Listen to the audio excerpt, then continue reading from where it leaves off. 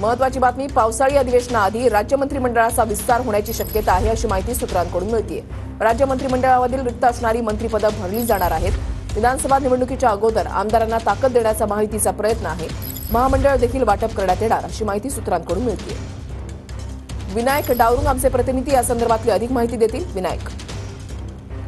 रुशाली, गेल्या अनेक दिवसापासून आपण जर पाहिलं तर मंत्रिमंडळाचा विस्तार जो आहे तो रखडलेला आहे। अखेर याला मुहूर्त जो आहे मिळाल्याची माहिती सूत्रांकडून मिळते। पावसाळी अधिवेशनाआधी हा विस्तार जो आहे तो करण्यात येईल अशी माहिती मिळते। आगामी विधानसभेच्या आधी जे आमदार आहेत यांना बळ देण्याचा प्रयत्न जो आहे तो केला जाईल आणि काही नवीन चेहऱ्यांना मंत्रिमंडळात संधी जी आहे ती दिली जाऊ शकते। जे जुने ज्येष्ठ मंत्री आहेत त्यांना कुठेतरी डच्चू देऊन नव्यानं संधी देण्याचा प्रयत्न जो आहे तो महायुतीचा असणार आहे। त्याचप्रमाणे महामंडळ जे आहे त्याचं वाटप सुद्धा गेल्या 2 वर्षापासून झालेलं नाही आणि त्याचं सुद्धा वाटप या विधानसभा निवडणुकीच्या आधी केलं जाईल अशी माहिती सूत्रांकडून मिळते। नक्कीच धन्यवाद विनायक दिलेल्या सविस्तर माहितीसाठी।